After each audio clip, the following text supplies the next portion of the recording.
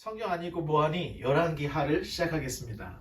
자, 지난 시간에 이어서 분쟁 시대는 북왕국의 시므리, 남왕국의 아사로 이 분쟁 시대가 끝이 납니다.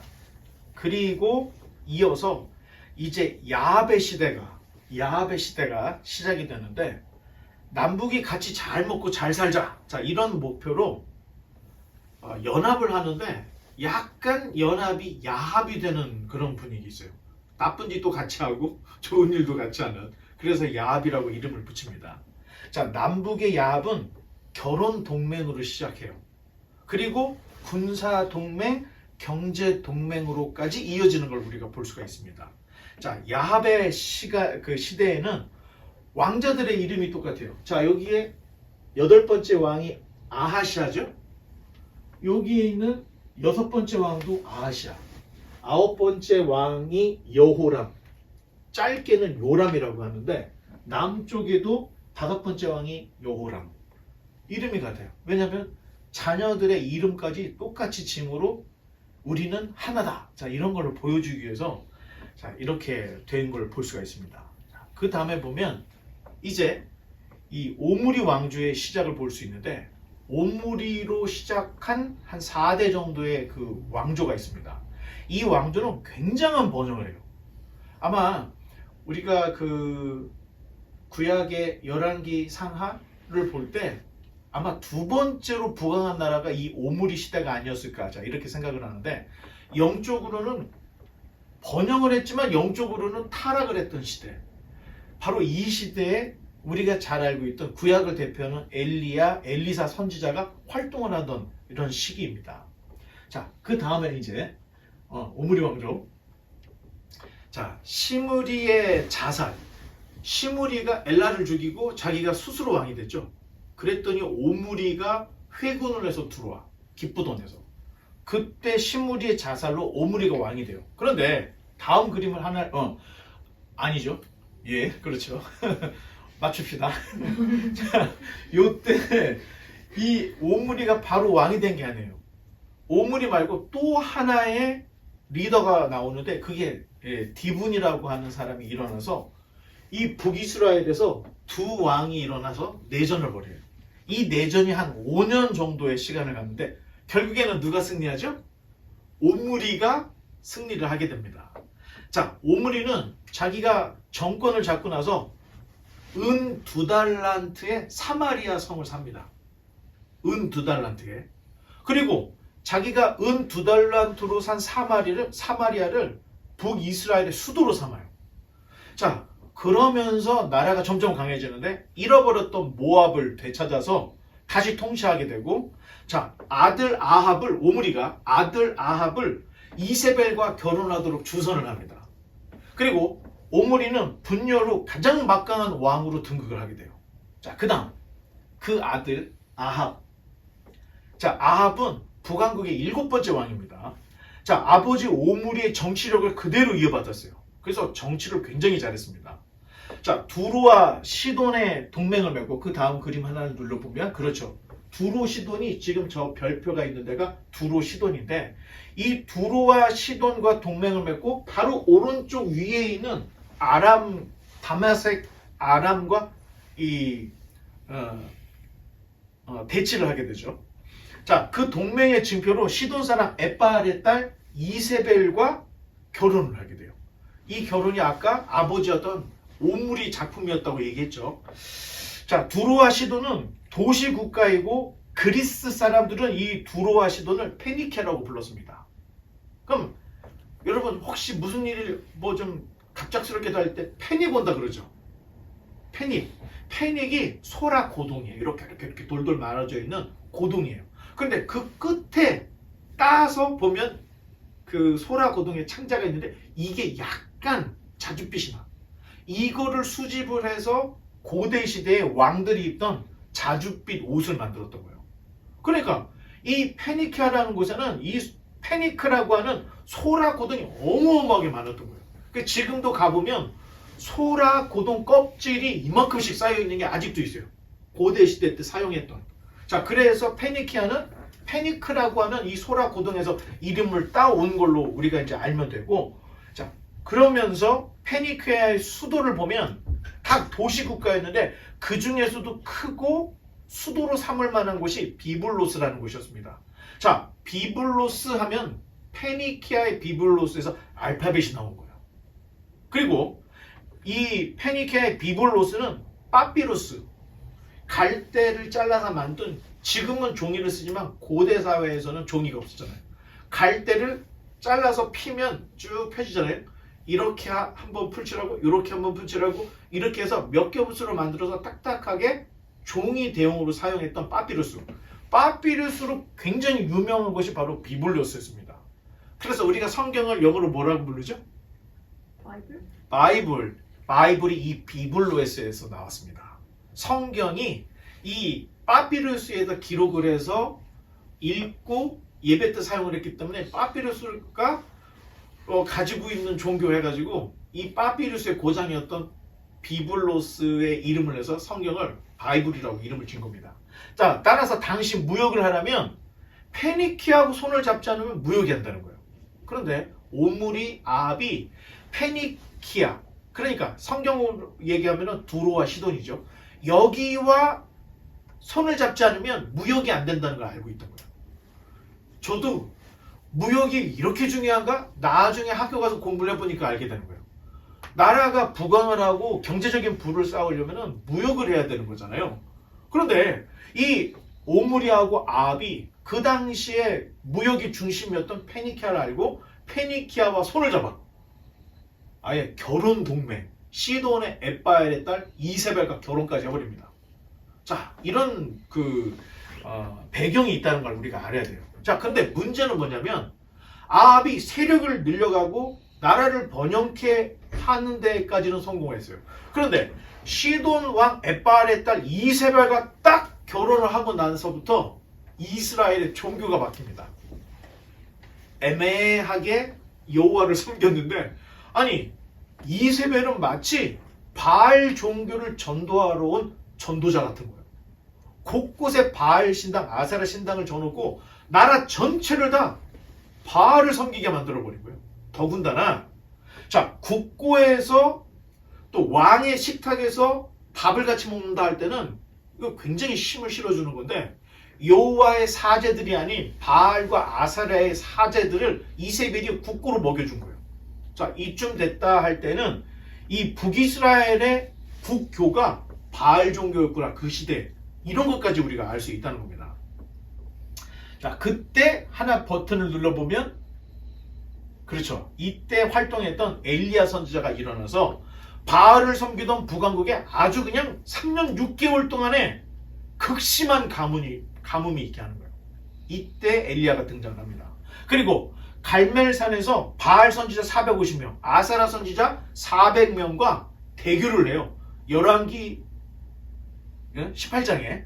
자, 여호와가 하나님이심을 백성들에게 증거를 했는데 결국엔 어떻게 했죠? 하늘에서 불이 내려서 바알의 사제들은 못했던 것을 여호와의 선지자였던 엘리야가 해낸 거예요.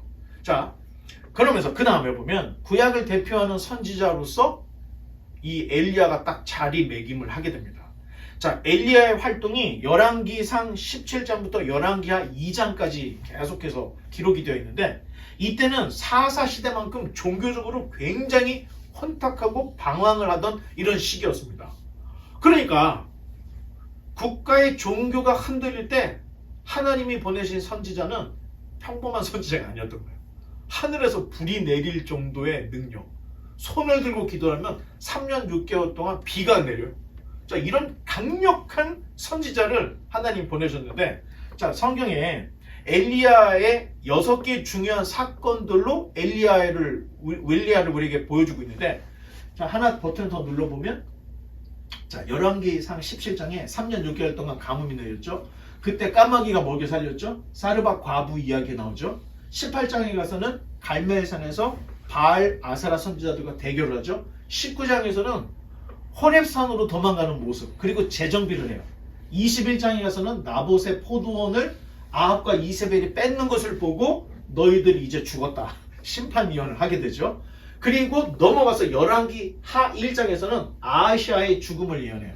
아하시아가 다락방에 떨어졌는데 하나님을 의지 않고 똥파리신 바알세붑을 의지하는 모습에 너는 죽을 것이다 이런 예언을 하죠. 그리고 열왕기 하 2장에서 회리 바람을 타고 그렇죠.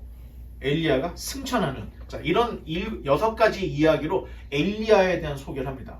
그런데 엘리야에 대한 이야기를 하는 그 뒤에 세계 역사에는 기록이 있는데 성경에 빠져있는 전투가 하나 있습니다. 그 다음을 보면 카르카르 전투라는 내용이 성경에 빠져있어요. 자, 열왕기상 20장쯤에 가면 이 아람의 베나닷이 사마리아를 공격을 해요. 근데 이 공격을 실패합니다. 아람 사람들이. 여러분 우리 그 아람어라고 들어봤죠? 우리 성경 그리고 예수님 시대의 공용어가 헬라어였지만 그때 당시 유대인들이 사용하던 언어가 아람어였어요. 다메섹에 있는 아람어가 어떻게 생각하면 제2의 공용어일 정도로 고대 근동 아시아 쪽에서는 아람어를 굉장히 많이 썼습니다. 심지어는 바벨론, 아수르, 페르시아에서까지도 아람어를 썼어요. 자, 그런데 이 아람의 베나닷이 사마리아를 침공해 들어온 거예요. 자, 이겼을까요? 졌을까요? 졌습니다. 아합이 의외로 전쟁도 잘했던 거야. 그런데 죽였어야 될 베나닷을 3번이나 살려줘요. 그랬더니 선지자가 화가 나갖고 당신 미쳤냐? 원수를 죽여버려야지 왜 계속 살려주냐? 이런 일이 지금 열왕기상 상 20장에 기록이 되어 있는 내용입니다. 자, 그 후에 성경에 나오지 않은 아합의 특별한 활약상이 나와요. 당시 국제정세는 아시리아가 지금 그때 당시에 그 메소포타미아 그리고 상아시아 그리고 이건 뭐 그냥 계속 확장이 되는 거예요. 세계를 석권하고 있는 아주 위험한 시대였던 겁니다. 그런데 아시리아의 살만에셀 3세가 이제 가나안을 넘보고 가나안 정벌을 위해서 남하를 하려고 했던 거예요. 자, 그때 이쪽에서 시작된 그 아시리아가 계속 밀고 들어와요. 계속 밀고 들어와서 이제 이 가나안까지 침공해 들어오려고 하는 이런 국제 정세였습니다. 그러다 보니까 가나안 지역에 있는 12부족 국가들이 힘을 합쳐요. 자, 버튼 하나 더 눌러보면 자, 아람 군대가 전차 1200대. 야, 지금도 탱크 1200대는 작은 게 아니죠. 그때 당시 전차가 탱크하고 똑같은 거예요. 오늘날에. 이걸 1200대를 갖고 있다고 할 때는 굉장히 강력했던 기병이 1200명, 말 타는 군이, 보병이 2만 명을 연합군으로 내보내는 거예요. 그리고 하맛이 전차 700대, 기병 700대. 재미있는 거는 아합이 전차를 2000대를 내보냅니다. 이게 주목할 문제예요. 그리고 보병이 10,000명을 보내요. 그러면 우리가 생각할 때 아합이라는 왕은 그냥 어떤 그 소수 국가의 조그만 나라의 왕이 아니었다는 거예요. 그때 당시에 12부족 중에서도 맹주였다고 얘기할 수 있을 정도 이런 사람이었는데 이 모든 연합군의 총지휘자가 바로 이 아합이었습니다. 자, 성경에는 안 나와요. 자, 그런데 어디에 나오냐? 이 전쟁이 여기 카르카르라고 되어 있는 여기에서 아수르군과 이 가나안의 12부족이 여기에 모여서 전쟁을 하게 돼요. 성경에는 없어요. 그런데 어디에 있느냐? 자, 왼쪽에 보면 이게 오벨리스크예요. 이 오벨리스크는 고대 사회의 왕들이 자기의 업적을 기리려고 이렇게 사실은 원래 새카만데 하나도 안 보이잖아. 그래서 이거를 반전을 줘서 보니까 이런 내용이 있는데 자, 여기 뭐 낙타 그림도 있고 뭐 호랑이 그림도 있고 막 뭐런 그림들이 있죠. 당시 사람들은 지금 같은 문자가 아니고 그림을 포함한 빗살무늬 글자를 썼기 때문에 해독을 해보니까 이런 내용이 있더라는 거예요. 살만에셀 3세가 내가 가나안 원정을 갔는데 12국가가 연합을 해서 누구는 몇 마리를 누구는 보병 몇을 보냈다는 거를 이렇게 상세하게 살만에셀 3세 오벨리스크에 다 기록을 하는 거예요. 성경에는 없습니다. 자, 이런 걸 통해서 당시에 아합이 어떤 인물이었는지를 알 수가 있는데 자, 전쟁이 벌어졌어요. 카르카르에서. 누가 이겼을까요? 오벨리스크에서는 살만에세 3세 자기가 이겼다 이렇게 쓰고 있습니다. 그런데 역사학자들이 전체 정황을 볼 때 비겼다고 생각을 해요. 이 전쟁 이긴 게 아니에요. 그리고 알다시피 역사라는 것은 항상 팔이 안으로 굽듯이 자기 유리한 쪽으로 쓴다는 것을 감안해 볼 때 비겼다고 생각해 볼 수가 있어요. 그런데 이 카르카르 전쟁 이후에 4번의 전쟁이 더 있었어요. 4번의 전쟁의 마지막 결정타가 아시리아군의 승리로 끝납니다.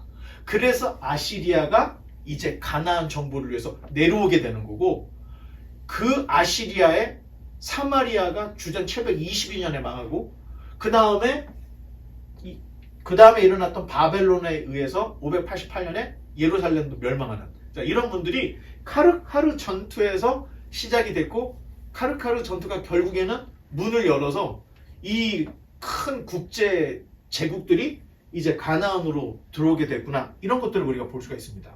자, 그 다음에 보면, 네, 그렇죠, 거기가 카르카르였고요. 자, 그 다음에 보면 아합은 아람과 길르앗람에서 또 전쟁을 해요. 자, 이제 아까 전쟁은 아시리아와의 전쟁이었고, 이제는 가나안 안에서의 전쟁, 아람이라고 써있죠. 시리아 아람, 여기하고 북이스라엘의 이 아합이 전쟁을 벌여요. 길르앗 라못이라는 곳에서. 버튼 하나 더 눌러보면, 자, 여기가 길르앗 라못이에요. 딱 접전이죠. 길르앗이 북이스라엘 땅이에요. 그런데 아람하고 경계가 있는데 요거를 가지고 계속 싸움을 하는 거예요. 이걸 가지고. 자, 요때 미가야 선지자가 한 번 더 버튼 눌러보면, 그렇죠, 요때 남왕국에 있는 여호사밧이 자기 사돈이에요. 사돈에게 요청을 해요. 내가 전쟁을 하는데 좀 도와주십시오. 그래서 여호사밧이 올라와서 아합하고 같이 연합군을 결성을 해서 이 아람과 전쟁을 합니다. 그랬더니 버튼 하나 또 누르면, 자, 고대의 전쟁은 무슨 전쟁이라고 그랬죠? 신들의 전쟁인 거예요. 신들의 전쟁이 있다면 출전을 하기 전에 신탁을 받습니다. 신탁에 이 전쟁에 나가라, 그래야 나가는 거예요. 이 전쟁에서 승리할 것이다, 이런 얘기를 듣고 가는 거예요. 그런데 아합이 선지자들을 다 불러 모은 거예요. 자, 그리고 이 전쟁을 할 건데 우리가 이길 거냐 질 거냐 했더니 모든 선지자가 왕이시여 만세수를 하옵소서, 이 전쟁에서는 당신이 이길 겁니다. 철불을 만들어갖고 이걸로 그냥 아람 사람들을 다 찍을 겁니다. 막 이렇게 얘기를 하니까 아합이 기분이 너무 좋았던 거야. 근데 옆에 있던 여호사밧이 뭔가 이상하다는 기운을 받아서, 선지자가 이것뿐입니까? 그랬더니 아합이, 숨겨놓은 선지자가 하나 있는데, 요 놈은 꼭 나한테 불리한 예언만 해. 그랬더니 여호사밧이 그분의 이야기를 들어봅시다. 그래서 불러내서 얘기를 했더니, 아합 너를 죽이려고 하늘에서 회의가 벌어졌는데 어떤 한 더러운 영이 내가 가서 미혹을 하겠습니다, 그러더라는 얘기를 하면서 결국 이 전쟁에서 다 죽습니다, 얘기를 하는 거예요. 그랬더니 선지자 대장 하나가 와서 뺨때기를 날리면서 여호와의 영이 나에게서 떠나도 누구에게 가냐, 이런 얘기를 했죠. 결국에는 어떻게 되죠? 이 전쟁에서 아합이 죽게 됩니다. 자, 너무 신기해. 이 전쟁 아침부터 저녁까지 계속 전쟁을 하는데 뭐 그냥 쉬지도 않고 전쟁을 하는 거예요. 근데 그렇게 치열한 전투에 어떤 아람 병사 하나가 활을 하나를 촥 쐈는데 이 화살이 쭉 날아가서 아합의 다리에 맞습니다. 아합이, 이세벨이 얼마나 똑똑하냐면 이 전쟁이 엄청 치열할 것으로 알고 이 전쟁에서 아합이 죽을 것 같은 거야. 그러니까 아합에게 와서 당신 군복 입고 나가라고. 그리고 대장군으로 여호사밧을 세웁시다. 그러니까 여호사밧이, 어이구 무슨 소리입니까 사돈어른, 저는 아무것도 아닙니다. 아닙니다. 당신이 대장군을 해주십시오. 그리고 아합은 일개 병사들이 입는 군복으로 갈아입고 참전했던 거예요. 자, 요때 우연히 날아온 활 하나가 아합을 때리고, 아합이 너무 치열한 전투 속에서 자기가 피 흘리는 거를 막을 수가 없는 거야. 저녁 됐더니 전체 안이 다 피가 그냥 철철 넘치는 거야. 자기 몸에서 빠진 피가. 그러니까 사람이 결국엔 피가 다 빠지면 죽게 되잖아요. 아합이 딱 죽은 거예요. 그랬더니 아니 이 전쟁이 그렇게 치열하더니 갑자기 그만 하더니 그냥 다 각자 집으로 돌아가 버린 거예요. 자, 이 전쟁은 아합을 죽이기 위한 전쟁이었다. 자, 이런 거를 성경에서 딱 얘기해줘요. 그래서 아합이 죽습니다. 그 다음 그때 아합과 전쟁에 나갔던 여호사밧이 깜짝 놀랄 거예요. 나 죽었다 생각한 거예요. 사실 아람 병사들은 자, 저 상대방의 왕만 죽이면 전쟁 끝나니까 저기 있는 저 왕 있지, 쟤를 죽여 우르르 몰려간 거예요. 그러니까 여호사밧이 갔다가 군사들이 다 자기에게 오는 걸 보고 으아 하고 소리를 질렀는데, 아니 아람 사람들은 어떻게 알았는지 아합이 아니네? 다 돌아가는 거예요. 여호사밧을 쫓아가다가. 이게 이런 전쟁이었어요. 자, 결국에는 구사일생으로 여호사밧은 죽으라고 뛰어가지고 남쪽까지 뛰어온 거야. 그래서 살아남았습니다. 헐레벌떡 들어왔더니 하나 버튼을 누르면 예후 선지자라고 하는 선지자, 이건 이름을 잘 알아야 돼. 예후 왕도 있어요. 선지자 예후가 여호사밧을 따뜻하게 맞이해주고 위로해주는 이런 내용이 있습니다. 자, 이제 여호사밧은 남유다의 네 번째 왕이죠. 아버지 아사가 개혁을 시작했던 것을 계속 이어나가요. 아사의 개혁을 이어나가. 할머니를 죽이고 이 남유다에 있던 산당들을 무너뜨렸던 아사의 개혁을 이어나가는 거예요. 그래서 여호와의 도로 행하려고 했던 첫 번째 왕이 바로 이 여호사밧이었습니다. 자, 산당, 아사라 목상들을 다 제거했어요. 더군다나 아사가 숙청하지 못했던 남색하는 자들까지도 다 잡아 죽였어요. 그리고 쫓아내버렸어요. 더군다나 율법 교사들을 전국에 다 보내서 하나님의 말씀을 가르치게끔 했던 게 바로 여호사밧 왕이었던 겁니다.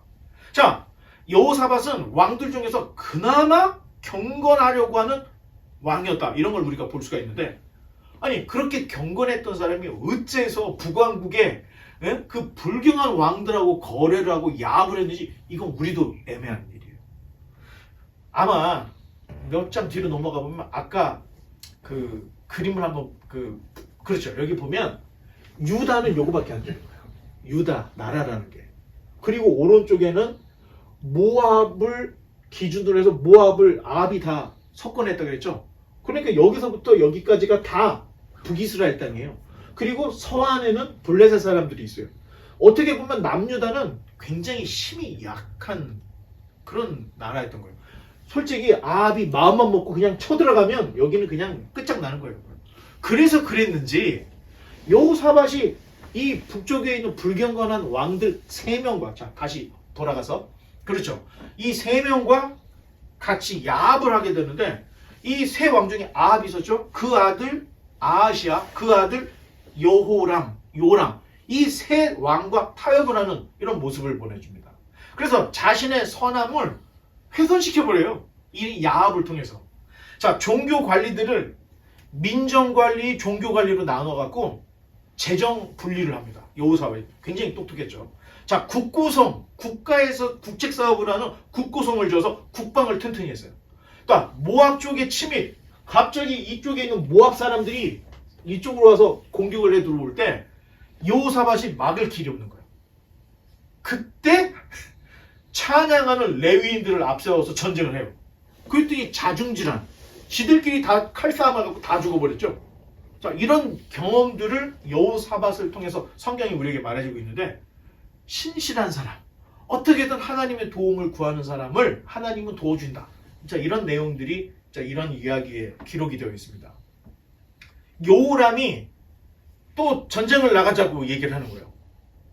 그 전쟁에 나가서 또 전쟁을 하는데 하나 더 누르면 미가야 선지자가 모압을 치는 전쟁에 나가지 말라. 이제 목숨을 건지려면 전쟁을 하지 말라. 자, 이런 이야기까지 북쪽에 있는 선지자들도 여호사밧을 위해서 얘기를 해주고, 자, 더군다나 이 경제 발전을 위해서 아합의 아들이었던 아하시아하고 손을 잡고 저쪽 내려가 보면 그 아카바만이라고 그러죠. 지금 홍해가 아카바만이 두 개 있는데, 이쪽이 홍해고 이쪽이 예멘 쪽, 아라비아에 있는 쪽인데, 이쪽에 이 에시온 게벨이라는 곳이 있어요. 거기에다가 두 나라가 힘을 합쳐서 이 무역선을 만든 거예요.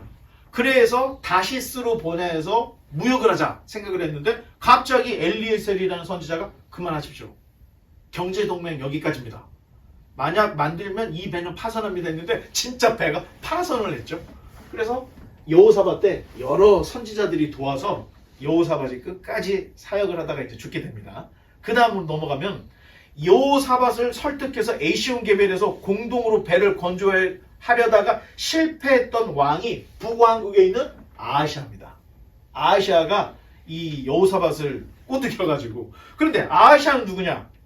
아합과 이세벨의 큰아들이 바로 이 아하시아입니다. 자, 그런데 사마리아에 있던 자기 그 궁전에서 그 왕이 몸무게가 좀 나갔는지 아니면 이 수도가 사마리아 성이 좁았는지 아니 베란간 아하시아가 계단에서 넘어진 거야. 계단에서 넘어져서 죽게 생긴 거예요. 자, 죽게 될 때 바알세붑에게 물어봐요. 그 사람이 바로 이 아하시아예요. 그랬더니 엘리야가 딱 도중에 나타나서 아니 이스라엘에 신이 없냐? 여호와에게 물어봐야지 왜 똥파리 신 바알세붑에게 물어보냐? 했더니 엘리야를 체포하려고 했던 사람이 아하시아입니다. 그러다가 죽게 되죠. 그 다음 자 열왕기 상이 이제 하나 더 넘기면 이제 맞춰지는데 자 남왕국의 여호사밧 남왕국의 북왕국의 아하시아 여기까지가 열왕기 상의 이야기예요. 그리고 열왕기 하로 넘어와서 아하시아가 죽고 그 다음 요람이 이제 왕이 되어서 이제 되는 내용이 이제부터 그 열왕기 하로 이어지는데 자 그 다음 넘어가 볼게요. 자 열왕기 하는 결국에는 북이스라엘 남유다가 멸망할 것이다. 그런 내용을 기록을 하고 있습니다. 마지막까지 가보면 722년에 아수르에게 588년에게 바벨론에게 남북이 다 멸망을 해요. 자 아시리아는 혼혈 정책을 폈어요. 자 고대의 제국들도 처음에는 혼혈 정책 그 얘기는 뭐냐면 이쪽 사람하고 이쪽 사람 바꿔치기를 해서 그냥 민족을 말살을 시켜버리는 거예요. 그러니까 혼혈 종족으로 만들어버려서 반란이 일어나지 못하게. 자 그런데 바벨론은 달랐던 거예요. 자기 민족성을 깨트리지 않고 잡혀온 사람 중에 똑똑한 사람은 관직을 줬어요. 그리고 자기네들끼리 몰려 살 수 있도록 해준 거예요. 그래서 선지자들이 바벨론에게 항복을 하라고 그렇게 얘기를 했던 이유가 그러지 않으면 너 다 죽는다. 하지만 포로로 잡혀가면 하나님의 특별한 뜻이 있다. 하박국 또 예레미야 이런 선지자들이 이런 얘기를 했던 겁니다. 자, 그 제국들이 펼치는 정책의 차이가 있기 때문에 근데 운이 없게 속상하게 북왕국을 멸망시켰던 아수르는 혼혈 정책을 해서 지구상에서 이스라엘의 10지파가 아예 그냥 공중분해가 돼서 없어져 버리는 자, 이런 이야기가 기록이 되어 있습니다. 자, 그 다음 그림을 보면 열왕기 하는 총 25장으로 되어 있죠. 자, 왜 기록을 했을까? 왜 선민이 멸망했는지 그 이유를 신학적으로 접근해서 우리에게 전해줍니다. 자, 그러다 보니 왕들의 모습 중에 선한 모습, 악한 모습을 구별 없이 다 기록을 해요. 그런데 이제 열왕기 상하가 끝나면 이제 나중에 역대 상하를 볼 텐데 역대 상하도 열왕기 상하처럼 똑같은 시대의 이야기를 역사를 우리에게 전해주고 있어요. 그런데 역대 상하에서는 되도록 왕의 선한 부분만 비추려고 하는 모습이 있습니다. 열왕기 상하에서는 왕들의 치부를 그냥 남김없이 다 얘기를 하는 반면에 역대 상하에서는 굉장히 절제를 하고 선한 면을 자꾸 부각을 시키려고 해요. 이유가 있습니다. 열왕기 상하는 멸망 전에 기록이 됐기 때문에 정확하게 왜 멸망했는지를 기록한 거예요.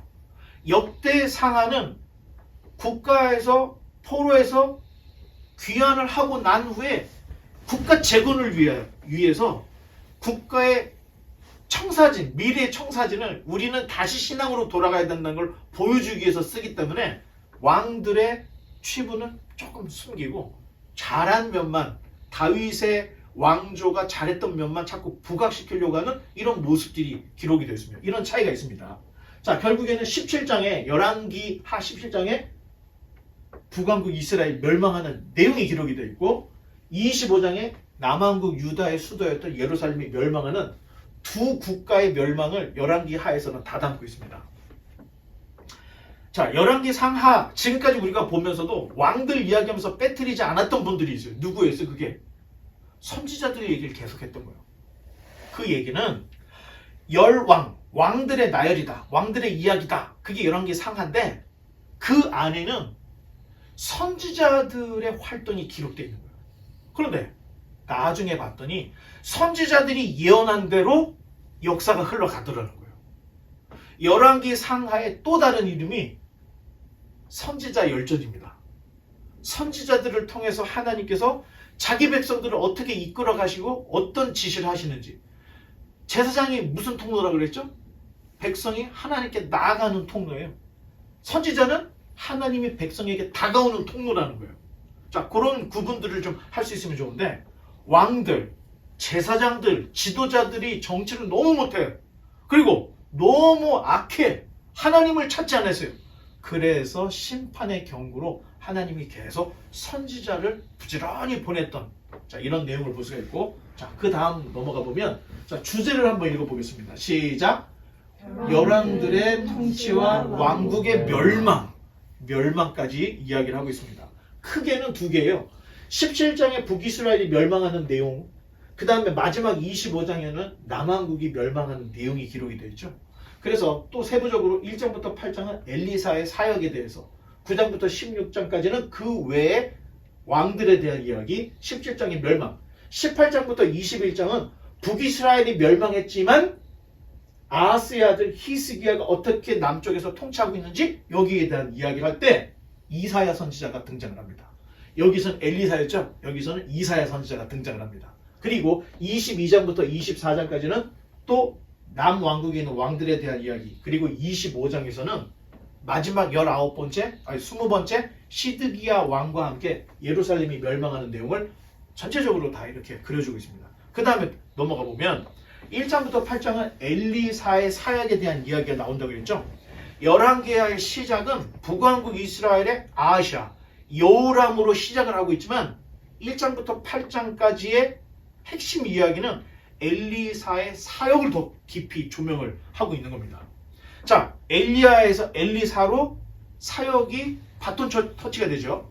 자, 갈멜 산에서 영적인 전투에서 승리를 했던 엘리야가 이세벨이 죽여버린다 하니까 어떻게 했어요? 쫄았지. 그래서 도망을 막 갔죠. 그러다가 로뎀 나무에서 나를 죽여주십시오 했더니 천사가 와서 떡까지 구워주면서 힘내. 그리고 호렙산까지 보냅니다. 자, 호렙산에 가서 호렙산이 큰 산인데 그게 이제 산지예요. 산이 하나만 있는 게 아니에요. 그래서 어떻게 보면 신의 산이고 어떻게 보면은 호렙산이에요.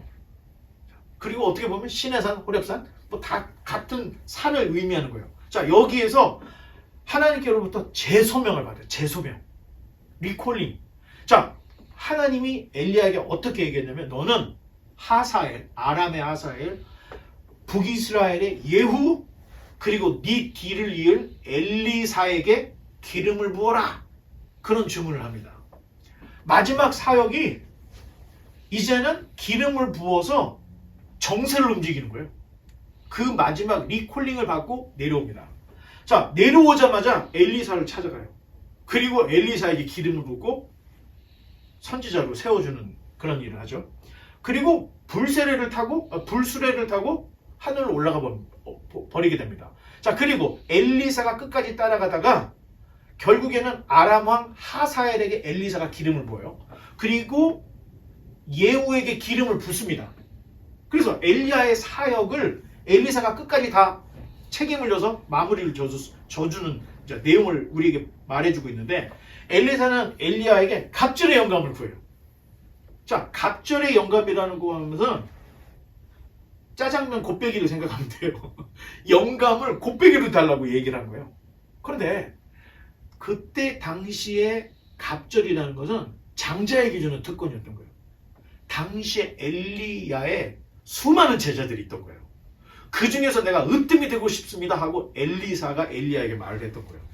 네가 끝까지 따라오면 주리라 했죠? 근데 결국에는 받아요. 근데 엘리야가 가면서 옷으로 그냥 빡 쳤더니 요단강이 갈라져서 건너가는 걸 보고 이제 선생님이 불 수레를 타고 올라가는 걸 봤죠. 그랬더니 너무 허무한 거야. 갑자기 엘리야의 능력이 나에게 임하면 막 전기가 통하고 막 으아 막 이럴 줄 알았더니 아무 변화가 안 일어나는 거야. 허탈한 거죠.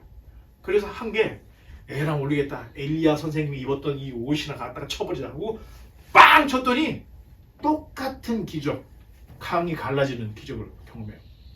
여러분, 성령의 충만함을 받아가지고 눈물 콧물 빼고 막 몸이 막 자지러지고 막 떼굴떼굴 굴고 깔깔깔깔 웃고 이게 성령의 능력이 아니라는 겁니다.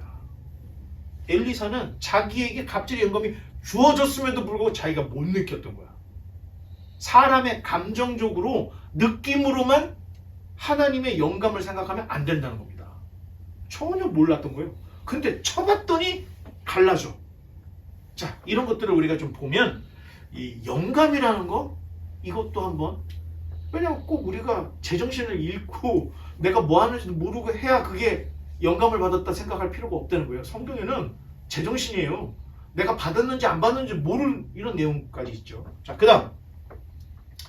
자, 북왕국의 아하시아의 아들, 다음으로 이제 여호람을 줄이면 요람이 되죠. 왜 자꾸 요람이라고 줄여서 얘기를 하냐면 여호람하고 이름이 똑같아서 헷갈릴까봐 그래서 요람이라고 줄여서 자꾸 얘기를 하는 겁니다.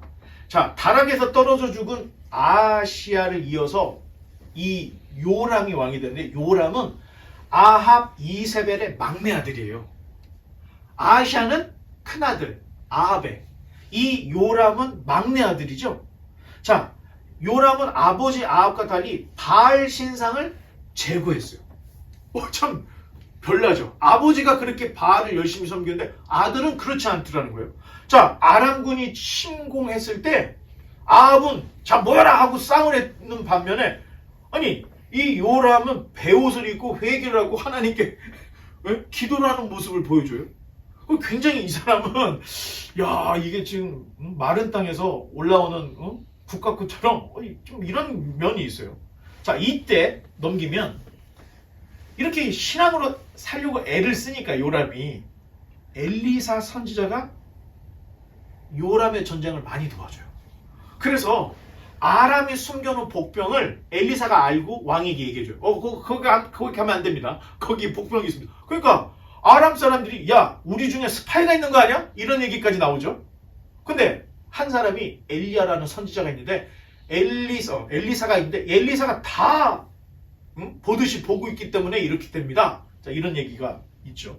그리고 또 한 가지가 재미있는 게 이 아람 군대가 막 쳐들어왔을 때 눈을 멀게 된 거예요. 그랬더니 요람이 다 죽여버릴까 했더니 아니 전쟁에서 얻은 포로도 아닌데 뭐하러 죽이냐고 다시 돌려보내라고 엘리사가 이 전쟁에 아주 굉장히 깊이 관여를 하는 모습을 보여주고 그 유명한 아람의 나아만 장군이죠. 문둥병 걸렸던 사람. 이 사람을 요람 왕 때 엘리사가 고쳐줍니다. 굉장히 왕실과 엘리사 선지자는 굉장히 밀접했던 걸 볼 수 있어요. 그나마. 그리고 4명의 문둥병자. 아람 군대가 사마리아를 꽁꽁 묶어가지고 막 다 굶어 죽는데 그때 문둥병 4명이 야 이래도 죽고 저래도 죽으면 한번 나가보자. 나갔더니 이 군대 시리아 군대들이 다 없어진 거예요. 그래서 거기다 실컷 먹다가 우리만 먹을 게 아니고 가서 얘기하자. 성중에 있는 사람들이 우르르 와서 이제 그런 이야기. 이게 이 안에도 다 엘리사가 있었던 걸 볼 수가 있습니다. 자, 그러다가 남유다 여호사밧을 설득해서 이 아람과 한 번 더 전쟁을 하려고 힘을 써요. 자, 엘리야의 예언과 같이 길르앗 라못을 탈환하기 위해서 아람과 싸웠으나 부상을 입게 됩니다. 이 전쟁을 못 이겨요. 아합도 못 이겼죠? 그 아들 요람도 못 이기게 되는 거예요. 자, 이스라엘 골짜기까지 아람 군대를 피해서 막 도망가다가 이스라엘 골짜기면 요 정도 돼요. 요 정도에서 막 도망가서 가다가 결국에는 누굴 만나요? 엘리사가 기름을 부었던 예후를 만납니다. 예후 장군이 여호람을 죽여버립니다. 왜? 하나님이 엘리야에게 세 명에게 기름을 부으라고 그랬죠. 첫 번째는 하사엘, 두 번째는 예후, 세 번째에 누구였죠? 엘리사였죠. 기름 부음 받은 엘리사가 하사엘하고 예후에게 다 기름을 부어줘요. 자, 그랬는데 기름 부음을 받은 예후가 종교 개혁을 일으키는 거예요. 일어나서 이제 요람을 죽이게 됩니다. 자, 그리고 요람이 죽음으로 인해서 오므리 왕조는 4대 만에 대가 끊깁니다. 자, 그 다음 똑같은 여호람이 있어요. 여호람. 이 사람은 남유다의 5번째 왕입니다. 여호사밧의 아들이에요. 틀려. 이름은 똑같은데 북쪽의 왕이 아니고 이번에는 남쪽의 왕이다. 자, 이제 이 여호람이 왕이 되었는데 아합과 이세벨의 딸 아달랴를 요람하고 결혼시킨 거예요. 이 여호람하고 결혼시킨 거예요. 그러니까 여호사밧은 죽었지만 여호사밧의 며느리가 누구예요? 아합 이세벨의 딸 아달랴가 며느리였던 거예요. 자, 이 며느리가 얼마나 머리가 좋냐면 이 여호람이 왕이 되고 난 후에 자기가 자기 나라를 봤더니 아합이 죽은 후에 아합의 첫째 아들 아하시아가 왕이 됐죠. 아하시아가 왕이 됐으면 아하시아의 아들이 왕이 돼야 되잖아. 근데 요람은 아합의 막내 아들이 왕이 되는 거예요. 이걸 보고 아달랴가 이 남쪽에 있는 여호사밧의 아들 자기 남편에게 얘기를 하는 거예요. 이 얘기를 해주면서 당신이 죽으면 당신 아들이 왕이 안 될 수 있어. 그 얘기를 듣더니 요람이 자기 형제 6을 다 죽여버립니다. 자기가 죽으면 형제들이 왕위를 올라가지 않고 자기 아들이 왕이 되게 하려고 형제들을 다 죽여버려요. 아우들을 다 죽여버리고 아주 그냥 포악 정치를 해버립니다. 자, 그때 버튼 하나 누르면 엘리사가 편지를 써요. 야, 이놈아, 너 이러다가 죽어. 자, 엘리야가 이런 편지까지 써주는 걸 우리가 볼 수 있습니다. 자, 그러다가 블레셋하고 남쪽에 있던 아라비아가 전쟁을 하러 올라와요. 요때 여호람이 이걸 막아내지 못합니다. 그리고 전쟁의 후유증인지 스트레스 때문인지 아니 갑자기 몸에서 창자가 빠져나오는 병이 걸려요. 요람이. 이게 오늘날의 치질이었는지 아니면 뭔지는 잘 모르겠지만 몸에서 창자가 터져나오는 거예요. 결국에는 죽게 됩니다. 그래서 질병으로 죽은 왕은 왕실의 묘지에 들어갈 수가 없습니다. 그래서 이 여호람은 다윗의 묘지에 묻히지 못하고 다른 데로 묻히게 되는 아주 비극이죠. 그냥 말씀을 버린 왕의 대명사로 남쪽에 여호람이 있습니다. 그 다음 여호람이 죽었으니까 그 아들 아하시아 따롭게 얘기를 하면 요아스라고도 기록이 되어 있어요. 자, 아하시아가 왕이 이제 됩니다. 북쪽에 있던 아합의 아들 아하시아하고 이름이 똑같죠. 구분을 좀 할 수 있어야 돼요. 아버지 여호람 아달랴의 말째 아들이 이 아하시아였습니다. 자, 북왕국 요람 왕이 아람의 하사엘과 전쟁을 해서 부상을 입었다. 그 얘기를 듣고 얘기했죠. 아까 이쪽에서 전쟁을 하던 여호람이 여기 이스라엘 평지에서 예후에게 죽었는데 죽기 전 이 지금 큰 손상을 받아가지고 도망가고 있다는 얘기를 듣고 남쪽에 있던 아하시아가 아이고 우리 사돈이 지금 전쟁을 하다가 다쳤다고 하니까 내가 가서 좀 위로를 좀 해드려야 되겠죠. 괜히 올라가. 괜히. 근데 분명히 그게 있습니다. 어쩌면 남유다가 너무 작고 힘이 약하기 때문에 그나마 북이스라엘의 도움이 있어야 된다고 생각을 해서 자꾸 아부도 하고 야합도 하고 전쟁하러 올라오라고 하면 올라오고 그랬던 것 같아요. 제가 볼 땐. 그래서 올라가서 위문을 갔다가 그때 예후에게 죽어요. 그때 피살을 당합니다. 이 아하시아가. 자, 그래서 결국에는 이 지금까지의 야합의 시대가 이 두 왕 여호람이 죽고 아하시아가 죽음으로 인해서 이게 다 끝나게 되는 다음 페이지 넘겨보면 자 아하시아가 여호람이 죽고 아하시아가 죽어요. 이 두 사람이 죽음으로 인해서 야합의 시대가 끝납니다. 그리고 이제 각자의 개혁의 시간을 이제 갖게 되는데 아마 요 정도가 열왕기하 9장 정도가 됩니다. 자, 그 다음 그림 넘겨보면 자, 그 다음부터는 개혁의 시대가 되어서 예후로부터 아달랴 요아스에서 이제 남쪽에 있는 남북에 있는 왕들의 이제 그 개혁하는 모습들을 이제 우리가 볼 겁니다. 그 다음 넘겨보면 그렇죠. 참 재미있는 게 엘리야의 이야기하고 모세 이야기가 평행을 이룹니다. 이게 무슨 얘기냐? 엘리야의 모델이 모세라는 거예요. 우리가 볼 때는 그냥 막 성경에 기록되어 있는 거죠. 자, 우상과의 대결. 모세는 열재앙을 통해서 애굽에 있는 우상들과 전쟁을 한 거예요. 엘리야는 갈멜산에서 바알의 우상들과 전쟁을 했죠. 양식의 공급을 똑같이 받게 되고 12제단을 쌓는 일을 똑같이 하게 돼요. 왜냐하면 엘리야도 갈멜산에서 12돌을 세우잖아요. 똑같은 일을 해요. 그리고 하나님의 그 현현을 둘 다 경험을 하게 돼요. 그리고 하나님의 산 신의 산에 올라갔고 호렙산에 올라갔던 공통점을 가지고 있습니다. 그리고 사명을 완수를 못해요. 자, 모세는 가나안에 못 들어갔죠. 대신 여호수아가 일을 성취한 것처럼 엘리야도 자기 사명을 다 3개를 감당을 못하고 2개를 누구에게 줘요? 엘리사에게 넘기죠. 너무 유사하죠. 그때 후계자 위임을 하는데 모세는 여호수아를 후계로 삼죠. 그런데 엘리야는 엘리사를 후계자로 삼어요. 그리고 둘 다 모세는 시체가 어떻게 됐는지 못 찾았죠. 알 수 없는 죽음과 무덤. 엘리야는 하늘로 승천해서 무덤이 없죠. 둘이 너무 평행을 이루고 있는 이런 모습. 자, 이러한 평행적인 연속이 여기서 끝나지 않아요. 모세와 예수님에게까지도 넘어가는데 다음 그림을 보면 자, 모세가 태어날 때 바로가 남자아이들은 다 나일강에 버리라 그랬죠. 악어밥이 되겠죠. 예수님이 태어날 때도 헤롯이 2살 이하에 있는 베들레헴에 있는 아이들을 다 죽였죠. 유사하죠.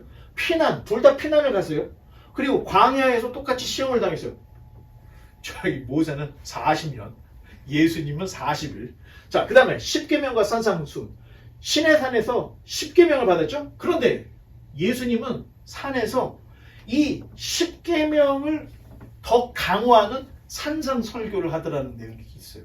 또 얼굴의 광채. 이 율법을 받고 계명을 받고 왔을 때 얼굴이 너무 밝아가지고 백성들이 못 봤잖아요. 예수님도 변화산에서 성경에 나와요. 빨리 하는 사람이 하얗게 하기는 이거보다 더 하게 할 수 있을까? 할 정도로 이런 표현을 할 정도로 둘 다 얼굴에 광채가 나는 이런 모습들을 우리에게 다 보여주고 있는 겁니다.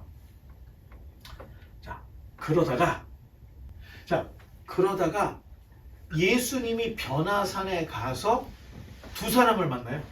누구하고 누구를 만나죠? 모세와 엘리야를 예수님이 만나는 이야기를 해요. 이 얘기는 뭐냐면 모세의 율법과 선지자를 대표하는 엘리사의 연속성을 얘기해 주는 거예요.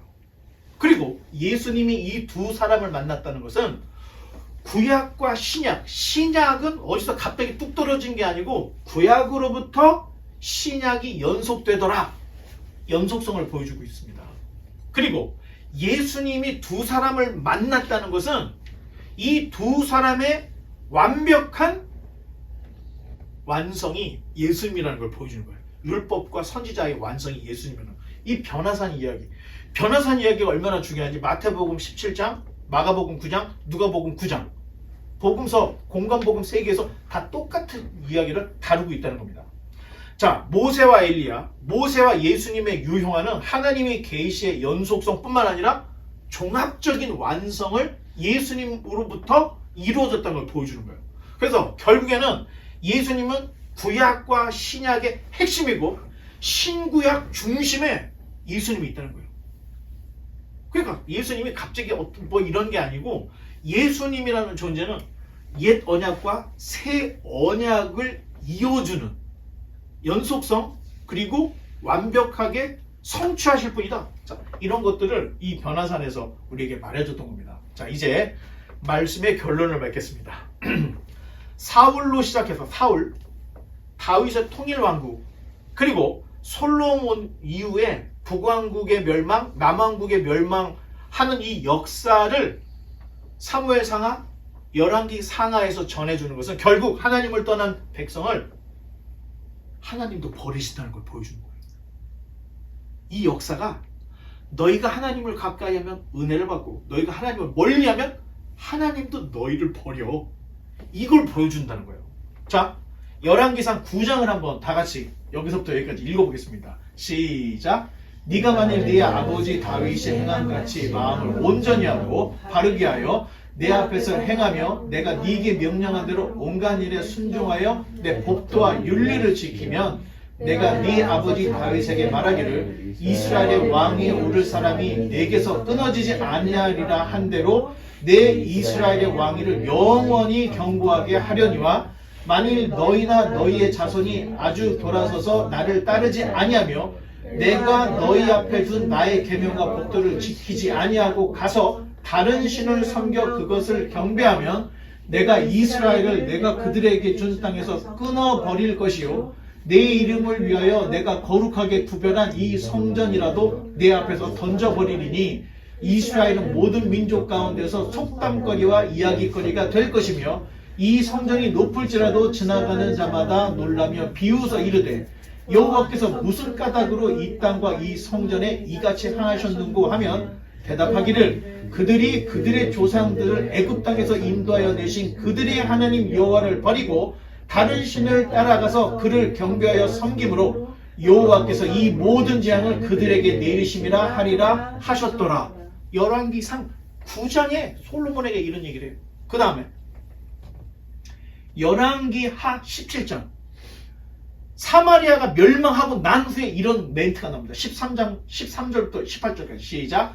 여호와께서 각 선지자와 각 선견자를 통하여 이스라엘과 유다에게 지정하여 이르시기를 너희는 돌이켜 너희 악한 길에서 떠나 나의 명령과 율례를 지키되 내가 너희 조상들에게 명령하고 또 내 종 선지자들을 통하여 너희에게 전한 모든 율법대로 행하라 하셨으나 그들이 듣지 아니하고 그들의 목을 곧게 하기를 그들의 하나님 여호와를 믿지 아니하던 그들 조상들의 목같이 하여 여호와의 율례와 여호와께서 그들의 조상들과 더불어 세우신 언약과 경계하신 말씀을 버리고 허무한 것을 뒤따라 허망하며 또 여호와께서 명령하사 따르지 말라 하신 사방 이방 사람을 따라 그들의 하나님 여호와의 모든 명령을 버리고 자기들을 위하여 두 송아지 형상을 부어 만들고 또 아세라 목상을 만들고 하늘의 1월 성신을 경배하며 또 바알을 섬기고 또 자기 자녀를 불 가운데로 지나가게 하며 복술과 스스로 팔려 여호와 보시기에 악을 행하여 그를 경노하게 하셨으므로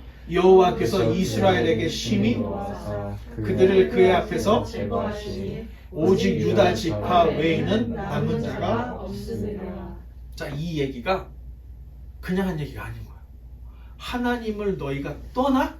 그러면 하나님이 너희도 버릴 거야. 그 이야기를 열왕기 상에서도 솔로몬에, 열왕기 하 사마리아 성이 멸망한 후에 이리 멘트를 해줘요. 여기서 끝나지 않습니다. 나중에 예루살렘 성이 멸망하는 걸 보고 예레미야가 우는 거야. 너무 극렬한 얘기를 해주는 거죠. 너희가 하나님을 잘 섬기면 하나님의 은혜 안에 있는 거야. 그런데 너희가 멸망한 거는 너희가 하나님을 떠났기 때문에 그렇다. 이걸 이야기해주고 싶었던 겁니다. 결국에는 이스라엘 백성들이 바벨론으로 포로로 갈라서 거기서 성벽이 열어. 그리고 통곡을 합니다. 왜 우리가 바벨론으로 끌려왔는가? 이 말씀대로 하나님을 버렸더니 하나님이 우리를 버렸기 때문에 예루살렘이라도 하나님이 버리셨구나. 바벨론 포로에 가서 깨닫게 되더라는 거예요. 여러분 바벨론 포로로 끌어갈 필요까지는 없습니다. 바라기는 지금 너무 좋잖아. 성경을 얼마든지 읽을 수 있고 내가 하나님 믿고 싶은 만큼 믿을 수 있는 이때 하나님 잘 믿으면 되잖아요. 그럼 복을 얻고 은혜 안에 거한다는 거예요. 바라기는 우리 모두가 하나님 은혜 안에 거할 수 있는 저 여러분 되시기를 주님의 이름으로 간곡히 간절히 축원합니다. 기도하겠습니다.